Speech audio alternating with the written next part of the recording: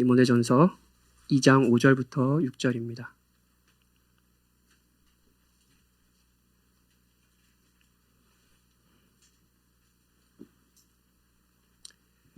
우리 두 절이니까요. 같은 목소리, 한 목소리로 같이 읽죠. 2장, 디모데전서 2장 5절부터 6절입니다. 하나님은 한 분이시요 또 하나님과 사람 사이의 중보자도 한 분이시니 곧 사람이신 그리스도 예수라. 그가 모든 사람을 위하여 자기를 대속물로 주셨으니 기약이 이르러 주신 증거니라. 아멘. 제가 다시 한번 읽겠습니다. 하나님은 한 분이시요 또 하나님과 사람 사이의 중보자도 한 분이시니 곧 사람이신 그리스도 예수라. 그가 모든 사람을 위하여 자기를 대속물로 주셨으니 기약이 이르러 주신 증거니라. 아멘. 예, 점심 식사 맛있게 하셨어요? 뭐 드셨어요? 김밥. 저도 김밥 먹었습니다. 예. 서열이 문답 계속 살펴보고 있고요. 지난주 말고, 그 전에 한 4주에 걸쳐서 인류가 죄를 범하고 그 죄를 범한 이후 처한 상태에 대해서 말씀을 드렸어요. 원죄와 자범죄라는 이제 죄의 상태에 빠졌고, 무엇보다도 하나님의 교제가 단절되는 영원한 진노와 형벌 아래에 있는 비참의 상태에 놓여 있다고, 모든 인류가 예외 없이요. 죄와 비참의 상태에 놓여 있다고 성경이 우리에게 가르쳐 준다고 이야기했죠. 자, 소요리 문답 1문 1답 기억나시나요? 사람의 제일 되는 목적이 뭐였죠? 하나님을 영화롭게 하고 그분을 영원토록 즐거워하는 거라 그랬죠. 자, 하나님을 즐거워함으로써 하나님을 영화롭게 하는 거예요. 그게 두 글자로 뭐라고 하실지 기억나세요? 모르겠어. 예배입니다. 예배. 그쵸? 예배가 여러분들의 목적이에요. 그러면 지금 이 시간에 지금 여기 앉아 있는 건요, 여러분의 제일 되는 목적 가운데 있는 거예요. 이게 진짜 진정한 목적이에요. 우리가 살아가는 이유예요. 성경이 그렇게 가르치고 있어요. 그런데 인간이 죄를 범한 상태에서 어떻게 됐냐면 이 목적과 전혀 무관한 사람이 되어버린다는 것이 인류의 비참입니다. 하나님이 더 이상 즐겁지가 않은 거예요. 하나님이 아름답다는 생각도 들지 않는 거예요. 하나님이 베풀어 주신 것이 항상 작다고 생각하는 거예요. 하나님의 존재 자체도 모르거나 안다고 하더라도 하나님 그래 계시는 건 알겠어요. 근데 하나님이 인색하신 분이시든 아니면 무서운 사장님 정도로 생각하는 거예요. 자, 주일이 여러분 오늘 주일이잖아요. 주님께 나오는 날이잖아요. 이 주일이 사업계획서를 쓰고 부장님께 결제를 받는 날 같은 거예요. 부장님을 즐거워하시는 분? 좋은 부장님 만나신 분 계신가요? 있어요? 예, 감사하네요. 하나님을 예배하지 않게 되는 거예요. 사람의 제일 되는 목적을 잃어버리고 이제 하나님 대신에 다른 것을 즐거워하며 영화롭게 사는 삶을 살게 되는 거예요. 이것이 죄의 결과이고요. 죄의 상태입니다. 목적의 상실이죠. 1문 1답과 전혀 무관한 삶을 살아가는 것, 그게 빠진 우리의 죄의 비참의 상태입니다. 자, 그런데 지난주에 우리 배우민 강사님이 설교를 너무 은혜롭게 잘해주셨죠. 인류가 죄와 비참의 가운데 멸망하도록 하나님께서 그냥 놔두셨다고 하셨나요? 아니요, 놔두지 않으셨다고 하셨죠. 자기의 기쁘신 뜻을 따라. 이거 되게 중요한 거예요. 자기의 기쁘신 뜻. 바로 자기 백성들이 하나님을 기뻐함으로 영화롭게 하는 것이겠죠. 1문 1답에 의하면요. 죄인은요, 이 목적을 잃어버렸어요. 죄를 범함으로요. 그런데 하나님께서 이 목적을 잊지 않으시고요. 무엇을 하시냐면요. 그 기쁘신 뜻을 따라 무엇을 하냐면요. 은혜 언약을 맺었어요. 구속자를 통해 선택한 자들을 죄와 비참에서 구원해 주시겠다고 약속했어요. 이것이 우리가 매주 듣는 복음입니다. 그렇죠? 하나님께서 저와 여러분을 죄와 비참의 가운데 멸망하게 놔두지 않으시고요. 우리는 자격이 없지만 은혜로운 언약을 맺으셨어요. 그건 구속자를 통해 우리를 구원해 주시는 거라고 지난주에 말씀을 드렸어요. 그래서 우리가 하나님을 기뻐함으로 영화롭게 살아가게 되는 거예요. 1문 1답으로요. 자, 지난주까지 내용이 이거입니다. 그럼 오늘부터 그렇게 은혜로운 언약 가운데 하나님께서 세우신 구속자를 통한 구원에 대해서 이 구속자가 누구인지를, 그리고 구속자가 무엇을 하셨는지에 대해서 듣도록 할게요. 그리스도에 대해서 듣는 거죠. 오전 설교랑도 좀 오늘 연관이 돼 있는 것 같아요. 오늘 이제 좀 어떤 교리에 대해서 배우냐면 여러분들이 일반적으로 그리스도의 신성과 인성, 그리스도의 신인이라고 부르는 이 교리와 그리고 그리스도께서 성육신하셨다라는 교리를 배울 건데요. 오전 설교랑도 좀 연관되어 있는 부분인 것 같아요. 우리 같이 한번 나눠봅시다. 우리 문 21문입니다. 제가 문을 읽고요. 여러분이 답을 읽어주시면 되겠습니다. 제가 묻겠습니다. 하나님이 선택하신 자들의 구속자는 누구입니까? 하나님이 선택하신 자들의 유일한 구속자는 주 예수 그리스도이며 예수 그리스도는 하나님의 영원한 아들로서 사람이 되어 영원토록 한 인격 안에 구별된 신성과 인성을 가지고 있습니다. 자, 읽었는데 무슨 말인지. 예. 자, 질문부터 한번 살펴볼게요. 질문 계속 띄워주시겠어요? 예. 계속 띄워놓고 있으면 좋을 것 같아요. 자, 질문부터 생각해 봅시다. 하나님이 선택하신 자들의 구속자는 누구입니까? 자, 선택하신 자들이라는 말이 반복되고 있죠. 지난주부터요. 근데 이제 이 구원이 은혜라는 것을 강조하는 표현이에요. 이제 뭐 튤립이라는 이제 6월 달에 교리 공부반도 생기는데 한번 이 주제에 대해서 궁금하신 분들은 그 튤립반을 들으시면 돼요. 여러분들이 이게 이제 선택, 하나님께서 택하셨다 이런 게 성경 속에서 계속 반복되잖아요. 그게 여러분은 자격이 없지만 한 것이 없어요. 그런데 하나님께서 택하신 거예요. 예. 은혜를 강조하는 성경의 표현입니다. 성경이든 교리 공부를 하든 여러분이 택하셨다, 선택이라는 단어를 들을 때마다 본능적으로 여러분들이 생각해야 되는 건 뭐냐면요. 은혜예요. 은혜예요. 은혜롭게 우리는 자격이 없지만 하나님께서 나의 자격을 보시고 그런 게 아니라 그분의 큰 자비와 영광 가운데 나를 구원하셨다. 이게 선택이에요. 자, 아셨죠? 자, 다시 질문. 하나님이 그렇게 은혜롭게 구원한 자들의 구속자는 누구입니까? 구속자라는 어려운 말이 나와요. 구속자. 뭐 구속 이런 것도 많이 들었지만 이런 성경 읽다 보면 많이 들었지만 설명해 보라면은 설명하지 못하는 개념들이 있잖아요. 구속도 좀 그렇지 않나요? 구속. 예. 성경에서 구속이라는 단어를 쓸 때 이제 두 가지 용례를 말씀드리면 이 개념이 와닿을 거예요. 다 와닿을 거예요. 첫 번째 용례는 신약 시대에 이 단어는 주로 다른 사람의 소유인 노예가, 그때는 노예자들과 있었잖아요. 근데 다른 사람의 소유인 노예가 있어요. 근데 그 노예를요, 값을 주고 그 노예를 사는 것을 의미했습니다. 비슷한 단어로 뭐 속량이라고 하기도 하고요. 뭐 대속이라고 하는 개념도 있습니다. 그리고 노예를 얻기에 주는 대가가 있을 거 아니에요. 값이 있을 거 아니에요. 그걸 이제 대속물 뭐 이렇게 이렇게 말하기도 합니다. 그렇다면 구속이라는 개념은 이런 거겠죠? 일단 우리로서는 노예로서는 자신이 자유를 얻기 위해서는 누구의 소유가 안 되기 위해서는 자신이 낼 수 있는 값이 없잖아요. 그러니까 누가 내줘야 되잖아요. 그렇죠? 자신의 값을 치를 수 없어요. 노예가 스스로 자유를 얻기 위해서는 주인에게 값을 내야 되는데 그게 없는 거예요. 그런데 누군가가 그 값을 대신 내주는 거예요. 그것이 구속자죠. 그리고 노예는 자유를 얻게 되는 거. 이게 이제 구속자 그리고 구속이라는 1차적인 개념입니다. 두 번째 용례는 구약 시대 옛날 이스라엘 사람들은 이제 조상 때부터 내려오던 땅들이 있었거든요. 그 가나안 땅에 이제 가나안 땅을 정복하고 이제 제비뽑기를 해서 지파마다 땅을 나눠주잖아요. 그러니까 조상 대대로 자기 가문에 내려오는 땅이 있는 거예요. 그런데 자신이 소유하던 그 땅을 경제적인 형편이 막 어려워질 수 있잖아요. 그래서 그 형편을 이유로 다른 사람에게 팔았어요. 팔았는데 이제 다시 되찾을 능력이 없는 거예요. 이런 상황에 놓일 수 있겠죠. 그런데 바로 이때 구속자라는 존재가 나타납니다. 그때 이 땅을 회복할 수 있는 방법이 이제 구속자가 나타나는 거였는데 구속자는 두 가지의 조건을 충족해야 돼요. 하나는 뭐냐면요. 하나는 땅을 잃어버린 사람의 가장 가까운 친척이어야 돼요. 땅을 잃어버린 사람들의 가까운 친척이어야 된다. 그리고 땅을 대신 사줄 능력이 당연히 있어야 되죠. 친척이라도 능력이 없으면, 값을 치러줄 능력이 없으면 못하잖아요. 남이면 안 됩니다. 친척이어야 해요. 그것도 그냥 친척이면 안 돼요. 돈이 있어야죠. 이것이 바로 이제 구속자예요. 이렇게 생각해보면 범죄한 인간들을 구속하기 위한 구속자도 이와 동일한 조건을 충족시켜야 합니다. 첫째는요.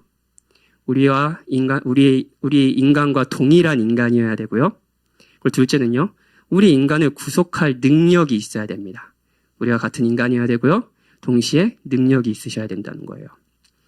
그리고 성경은 이런 의미에서 그리스도가 유일한 구속자라고 얘기해요. 답. 하나님이 선택하신 자들의 유일한 구속자는 주 예수 그리스도이시며 이렇게 얘기하는 거예요. 조금 더 설명해 볼게요. 일단 구속은 단순히 우리와 같은 존재면 안 됩니다. 예, 이것도 예를 들어 설명해 볼게요. 제가 빚이 있어요. 이건 사실입니다. 제가 빚을 지고 있어요. 갑자기 슬프네. 설교 시간에 이런. 정직하죠? 네. 얼마나 있다고 할까요? 1억. 예, 전세자금 대출 1억이 있어요. 자, 빚을 갚아줄 사람이 있을까요? 누가 손을 드나 제가 이렇게 살펴봤는데 손을 드시는 분은 없네요. 예. 다들 1억은 있지 않으세요? 없으세요? 나도 없으니까 그렇게 얘기하는 거겠죠. 자, 우리 오강희 전사님. 우리 훌륭하고 잘생기고 돈도 많은 오강희 전사님. 나보다 여러분이 오강희 전사님 돈 없어요라고 얘기해 주시면. 있다고 해봐요, 그냥. 우리, 없더라도 이 시간에 있다고 한번 해봅시다. 예. 오강희 전사님이, 목사님, 제가 빚을 갚아드릴게요. 걱정하지 마세요. 이렇게 얘기하는 거예요. 멋있죠? 할 수 있죠? 할 수 있어요? 그리고 오강일 전도사님의 빚은 이제 2억이 되는 거예요. 자신의 1억과.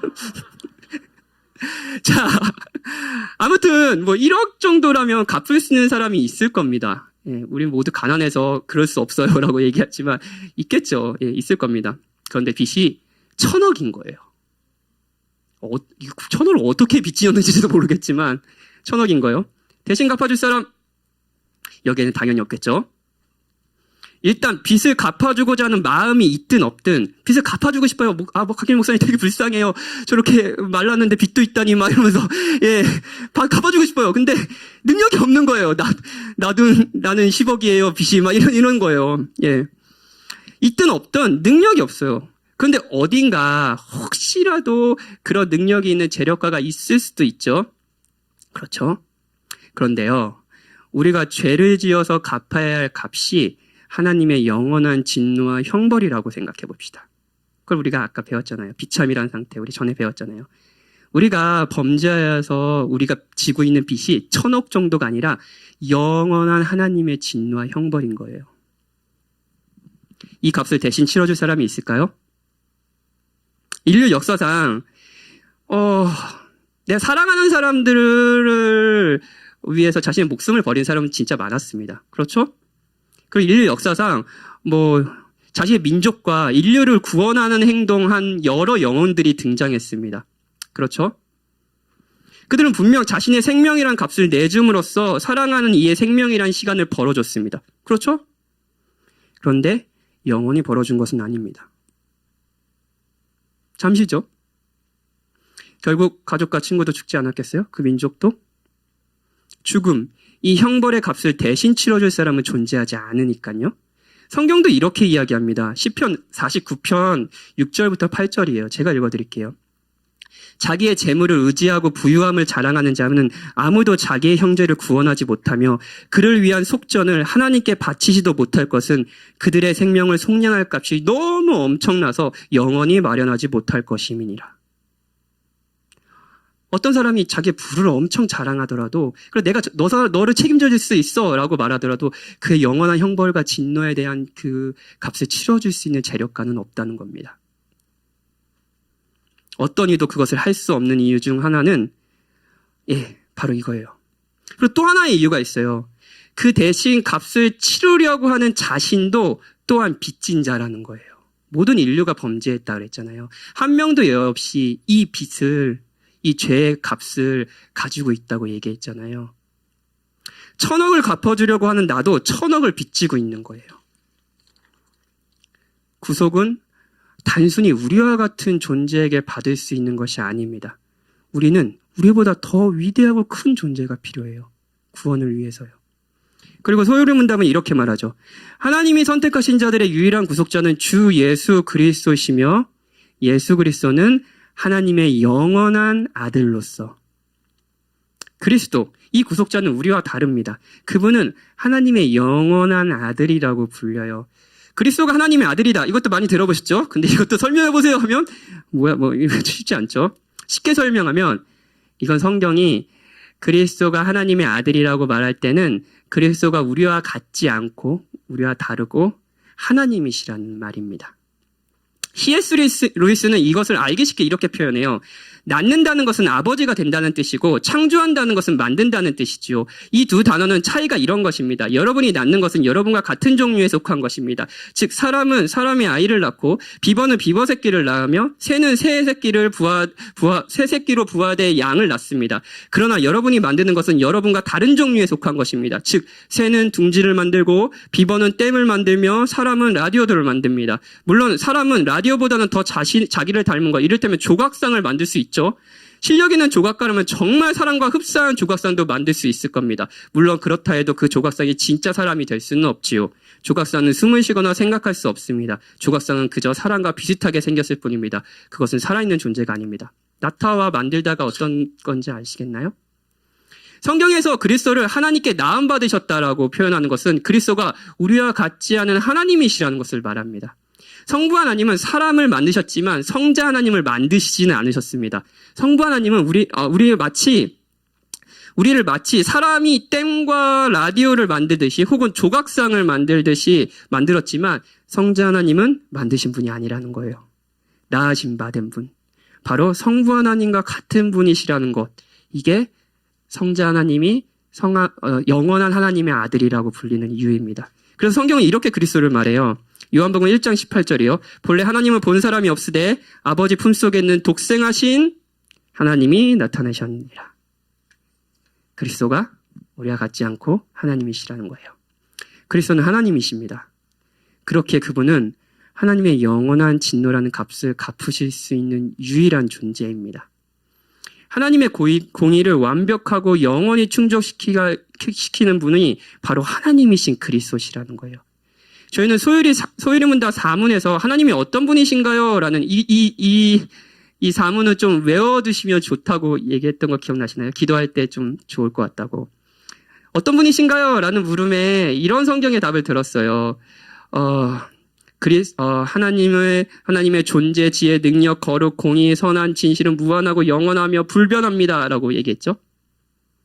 그리고 그것이 바로 그리스도의 성품입니다. 그리스도는 그의 존재와 지혜와 능력과 거룩과 공의와 선함과 진실이요 무한하고 영원하고 불변하신 하나님이세요. 그리스도가 하나님이세요. 그분은 그래서 우리의 죄값을 치를 수 있는 유일한 분이시죠.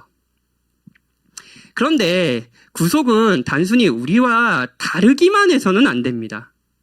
한편으로 우리와 같은 우리에 속한 존재여야 합니다. 자, 인간이 죄를 지었어요. 그런데 짐승이 대신 벌을 받는다고 하면 그건 공의로운 거라고 생각이 드세요? 아니지 않나요? 물론 구약에 짐승으로 제사를 드리는 제사가 있었지만 그 제사가 실제로 사람들의 죄책을 해결해 주지는 못했습니다. 죄를 기억하게 하고 자신들에게 내가 아닌 누군가의 속죄가 필요하다는 것을 알게 하는 역할을 했죠. 그래서 히브리서 기자는 이렇게 이야기합니다. 10장 3절부터 4절이에요. 그러나 이 제사들에는 우리 구약시대에 계속 드렸던 짐승 제사요. 이 제사들에는 해마다 죄를 기억하게 하는 것이 있나니 이는 황소와 염소의 피가 능히 죄를 없이 하지는 못함이라. 인간이 지은 죄를 짐승이 대신 받는 것은 완전한 속죄가 되지 않습니다. 공의롭지도 않습니다. 인류의 대표로서 아담이 지은 죄는 인류 전체에 영향을 주어 죄와 비참의 상태에 놓이게 했다 그랬죠? 그렇다면 이 죄에 대한 형벌을 받는 것, 그리고 우리가 행하지 못한 의로움을 우리를 대신하여 완전히 행하는 것도 인류의 대표여야 되며 당연히 인간이어야 하지 않겠습니까? 그것이 공의로운 거죠. 이 부분에서 우리는 모순에 빠질 수 있습니다. 모순에 빠질 수밖에 없습니다. 인류 전체가 빠진 죄와 비참의 상태에서 우리는 구속이 필요해요. 우리는 값을 치를 수 없으니까요. 값을 치러줄 누군가가 필요해요. 그렇죠? 그런데 그는 우리의 대표, 즉 사람이어야 됩니다. 그런데 동시에 그냥 사람이면 안 돼요. 죄를 범하지 않은, 또한 하나님의 영원한 진노의 값을 온전히 치를 수 있는 능력의 분이셔야 합니다. 그렇죠? 이게 우리가 빠져야 되는 모순입니다. 우리의 구속자를 생각할 때요. 그리고 소요리 문답은 우리의 구속자가 하나님의 영원한 아들로서 사람이 되어 영원토록 한 인격 안에 구별된 신성과 인성을 가지고 있다고 말해요. 이것이 그리스도가 유일한 구속자인 이유입니다. 22문. 그러면 이렇게 하나님이신 분이 참 인간이 되셨다라는 것을 이제 22문에서 어떻게 하셨는지를 계속 들어볼게요. 하나님의 아들이 어떻게 사람이 되셨는지요. 제가 문을 또 읽겠습니다. 하나님의 아들인 그리스도는 어떻게 사람이 되셨습니까? 하나님의 아들인 그리스도는 실제 몸과 이성적인 영혼을 취하심으로 사람이 되셨으며 성령의 능력으로 수태하여 동정녀 마리아의 몸에서 태어나셨으나 죄는 없습니다. 하나님이신 그리스도는요, 우리의 실제 몸과 이성적인 영혼을 취하셨습니다. 그냥 사람인 척 하신 게 아니에요. 사람이 진짜 되신 거예요. 자, 여러분, 조금 전에 그리스도가 참 하나님이시라고 했잖아요. 그리고 하나님은 무한하고 영원하고 불변한 분이시라고 우리 성경에 가르친다 그랬잖아요. 그런데요, 사랑하는 여러분, 바로 그 하나님이 시간과 공간의 제약을 받는 유한한 육신을 입고 우리가 사는 이 비참한 현실에 오셨습니다. 그런데 그분은 우리와 같은 인간은 아니셨습니다. 성령의 능력으로 수태하여 원죄에서 완전히 자유로운 유일한 인간, 그래서 죄는 없으신 분이셨죠. 하나님이신 그리스도가 사람이 되신 거예요. 우리는 이 개념을 익숙히 들어서 당연하게 생각하는 경향이 있습니다. 맞아, 하나님이 그리스도가 사람이 되셨지, 그렇죠? 그런데 생각해 볼게요. 이것도 이제 들었던 예인데 이 예가 그냥 가장 적절한 것 같아서 다시 한번 드릴게요. 저는 존 파이프 목사님은 진짜 많이 사랑합니다. 예, 목사님 설교 많이 듣고요. 그리고 목사님의 목회와 이런 거 굉장히 영향을 많이 받습니다. 특히 요즘에 유튜브에서 이렇게 목사님이 하신 설교 세미나를 이렇게 그 링크가 영상이 떠가지고 그거를 계속 들으면서 제 설교를 좀 반성하고 이런 것들을 보내고 있는데 되게 유익한 시간을 보내고 있어요. 너무 좋아요. 저의 신앙과 신학에 절대적인 영향을 주신 분이죠. 그분을 만난다. 존 파이프 목사님 만난다. 너무 좋을 것 같아요. 그런데 저로서는 존 파이프 목사님을 만날 수 있는 방법이 없어요. 없죠, 당연히. 그렇죠. 일단 너무 높으신 분이잖아요. 굉장히 명성을 가지신 분이시고 엄청 바쁘실 거 아니에요. 만나려는 사람도 많고요. 그렇죠. 그런데 진짜 기적 같은 진짜 기적같이 목사님이 저를 만나려는 의사가 있으셔도 여러 제약이 있습니다. 어떤 제약이 있냐면요. 일단 제가 영어를 잘 못해요. 존 파이프 목사님이 너무 들떠서 얘기하셔도 뭐라 그러시는 거야 이럴 거예요. 예. 옆에서 통역을 해줘야 돼요. 만약 그런 일이 생기면 오스현 자매님에게 부탁드리겠습니다. 그런 일이 안 생길 거예요. 예. 걱정하지 마세요. 저는 돈도 없어요. 계속 돈 없다고 오늘 계속 설교태가 얘기하네. 빚 있고 돈 없고 예. 아들을 키워야 돼요. 비행기표 살 돈이 없어요. 목사님께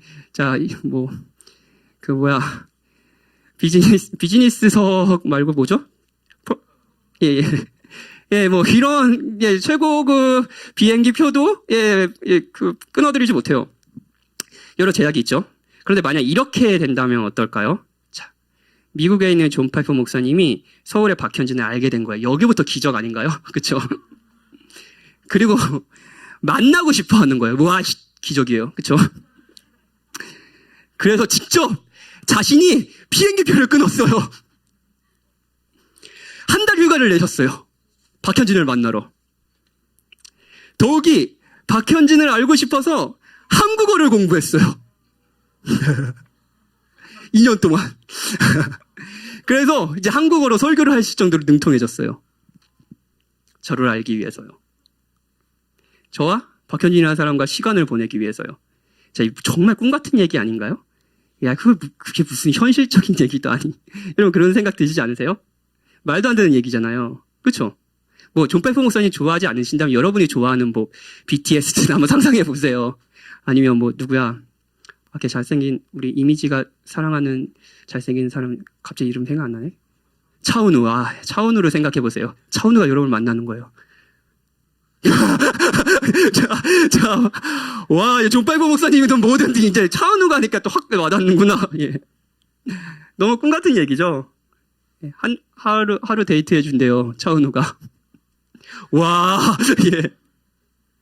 그런데 여러분, 이것과는 비교도 되지 않을 영광스러운 사랑을 우리가 받았다는 것이 복음입니다. 하나님이신 그리스도가 여러분을 사랑하셔서 인간이 되셨습니다. 무한하신 분이 유한한 인간이 되셨습니다. 존폐 봉수님 2년 한국어를 배운 게 대단해 보이시나요? 아니요. 그 영광의 보좌를 다 버리시고 그리스도는 여러분과 같은 인간이 되셨습니다. 시간과 공간의 주인이 시간과 공간의 제약에 갇히셨어요. 모든 생명의 주인이 잠을 안 자면 피곤해지는 사람이 되셨어요. 모든 음식의 주인이 먹지 않으면 배고픈 존재가 되셨어요. 그리스도가 바로 여러분과 저와 같은 인간이 되셨어요. 비참한 우리의 현실에 뛰어드셨죠. 그리고 그분이 정말 우리의 죄의 값을 대신 치르셨죠. 그분이 하나님이시자 사람이기에 우리를 구속하셨습니다. 그리스도는 우리와 다르지만 우리와 같이 되셨습니다. 그래서 그분이 우리의 유일한 구속자입니다. 오늘 본문은 바로 그걸 알려줘요. 하나님은 한 분이시요 또 하나님과 사람 사이의 중보자도 한 분이시니 그 사람이신 그리스도 예수라. 그가 모든 사람을 위하여 자기를 대속물로 주셨으니 기약이 이르러 주신 증거니라. 설교를 마치겠습니다. 그리스도가 참 하나님이시며 동시에 참 인간이시다. 신인이라는 이 교리는 우리로서는 완전히 이해할 수 없는 신비의 영역이 있습니다. 그리스도께서 성육신하셨다. 이것도 신비의 영역이죠. 신성과 인성은 변질과 합성과 혼합 없이 한 인격으로 결합되어 있다. 어렵죠? 그런데 성경이 이것을 가르칩니다, 여러분. 왜 이것을 가르칠까요? 성경이요. 이게 어렵다라고 생각하는 거에서 조금 더 나가서 왜 성경이 이것을 그리스도가 참 하나님이시며 참 인간이시라는 걸 가르쳐 주실까요? 가르쳐 주려고 할까요? 여러분, 왜냐면요. 왜 가르치냐면요. 저와 여러분이 받은 사랑의 위대함을 알려주기 위해서입니다. 여러분은 이 위대한 사랑을 받으셨어요. 정말입니다. 지난주에 배우민 강도사님이 굉장히 인상 깊은 마지막 인용글을 하셨어요. 제프 매더스 겸손한 칼빈주의라는 책에서 이 신학자가 선택의 의미는 이 세상에서 그 누구보다 당신을 사랑하기 전에 하나님이 가장 먼저 당신을 사랑하셨다는 뜻이라고 말하며 이 세상 누구도 하나님처럼 당신을 사랑한 사람은 없다라고 얘기했잖아요. 저 되게 인상 깊지 않았어요? 저 너무 그 문구가 참 마음에 들었는데 선택만 이것을 가르치는 것이 아닙니다. 성육신, 그리스도의 신성과 인성도 이런 것을 가르쳐요.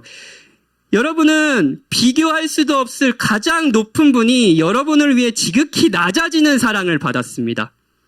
이 세상 그 누구도 그리스도처럼 당신을 사랑한 사람은 없습니다. 그 그리스도가 여러분을 구원하셨습니다. 이제 이 위대한 신비를 기뻐하십시오. 그리고 이 사랑의 주인공인 그리스도께로 오십시오. 그리고 이 사랑을 받는 당사자인 여러분이 그 사랑을 만끽하셨으면 좋겠습니다. 한 가지 권면을 드리고 싶어요.